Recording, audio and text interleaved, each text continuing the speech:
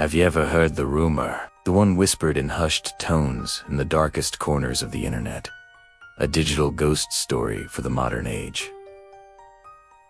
It's about a phone number, a string of digits that shouldn't exist, that you'll never find in any directory. They say, if you dial it at the stroke of midnight, something answers. The first time I saw it, it was a screenshot in a forgotten forum thread. The post was deleted minutes later, but the image was already burned into my mind.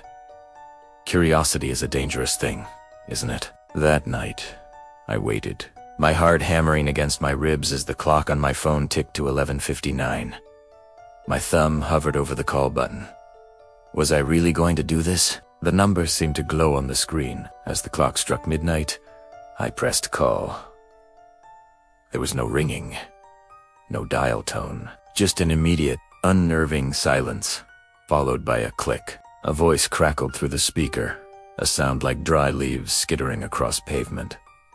It was raspy, ancient. It sighed my name, not just my first name, my full name. It knew where I lived. It knew I had a crippling fear of spiders and that I'd been passed over for a promotion at work just last week. A cold dread, colder than any winter night, washed over me. How? How do you know that? I stammered, my voice barely a whisper. The voice chuckled, a low, guttural sound that made the hairs on my arm stand up. I know everything about you, it rasped, and I can give you anything you desire. Wealth, fame, love, just name it. My mind reeled. This had to be a prank. An elaborate, terrifying prank. But the details, the things it knew. I want that promotion, I blurted out, the words tumbling out before I could stop them. I deserved it. The voice on the other end seemed to smile. Consider it done, it said. But everything has a price, a small sacrifice. A pause hung in the air, thick and heavy. In exchange, the voice continued, I will take your memory of your first pet, the golden retriever you named Buddy. I almost laughed. A memory. That's it. It seemed so trivial. Buddy had been gone for 20 years. Fine, I said. Take it. There was another click, and the line went dead. I sat there in the dark, my heart still racing. It was just a weird prank call, I told myself. Nothing more. The next morning, I woke up to an email. It was from my boss. He was offering me the promotion, effective immediately, with a significant pay raise. He apologized profusely, saying he'd made a terrible mistake. I was ecstatic, but a sliver of unease crept in. Later that day, my mom called. We were chatting when she mentioned something about my childhood. Remember how much you wanted a dog? She said, but we couldn't get one because of your dad's allergies. I frowned. What are you talking about? We had Buddy. My mom was quiet for a moment. Buddy?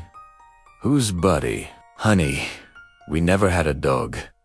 The blood drained from my face. I hung up and frantically searched through old photo albums. There were pictures of me as a kid, in the backyard, on the swings. But there was no dog. The space where I remembered Buddy being was just ... empty grass. The memory was gone. Not just from my mind, but from reality itself. I deleted the number from my phone, tried to forget the whole thing. But a week later, I lost a major client at work. The stress was unbearable. That night, sitting alone in my apartment, I saw the number in my recent calls. The temptation was a physical ache. I called. The raspy voice answered instantly. Back so soon. It purred. This time, I asked for the client back. The price. The memory of my first kiss. A small price, I thought again. And just like before, the next day, the client was back, full of apologies. But when I tried to remember that awkward, sweet moment under the bleachers in high school, there was nothing. A blank space, a void. The cycle continued. A new car cost me the memory of learning to ride a bike. The trip to Europe cost me my relationship with my college best friend. He simply didn't exist in my world anymore. I was trading away pieces of myself, hollowing myself out for material gain. The number would reappear in my contacts, even after I deleted it. I tried blocking it, but that was worse. My phone would ring incessantly, the blocked number flashing on the screen. A relentless digital haunting. One night, the voice offered me something bigger. Ultimate success, to be the CEO of my company. And the price? I asked, my voice hollow. The sacrifice, the voice whispered, is your brother. My blood ran cold. No, absolutely not. Never. I screamed into the phone and hung up, throwing it across the room. I called my brother immediately. His phone went straight to voicemail. I tried again and again. Panic seized me. I called my parents. I can't reach Mark, I said, my voice trembling. Who's Mark? My mother asked, confused. Honey, you don't have a brother. You've always been an only child. I broke down. I was screaming, crying, trying to explain. But they looked at me like I was insane. They didn't remember him. My life was a lie. A patchwork of wishes and missing pieces. I had traded away so much that the person I used to be was a ghost. All I had left were the things I'd bought with my own soul. I became a recluse, terrified of the voice, terrified of myself. But the loneliness was a chasm. One night, I saw the number on my phone again. I knew what I had to do. I called. One last time.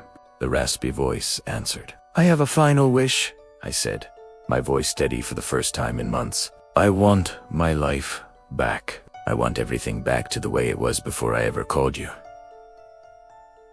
The voice was silent for a long time. Then it let out that chilling, dry chuckle. An interesting request, it rasped. To erase it all, ... to undo everything. That is the ultimate desire, isn't it?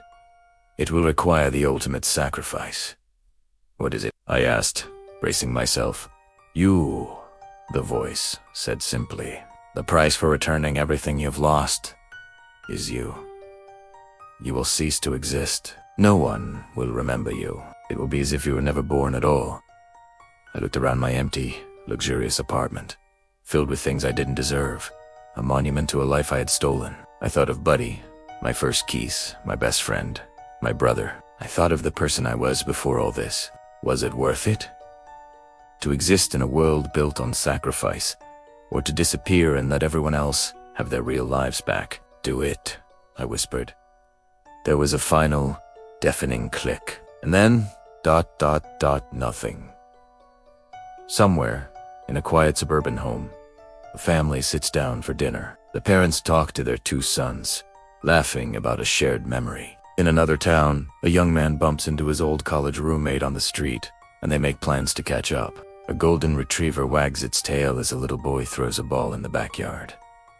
The world is whole again. Everything is as it should be. The only thing missing is someone who no one remembers ever existed. And on a forgotten corner of the internet, a new forum post appears with a screenshot of a phone number and a single, chilling question.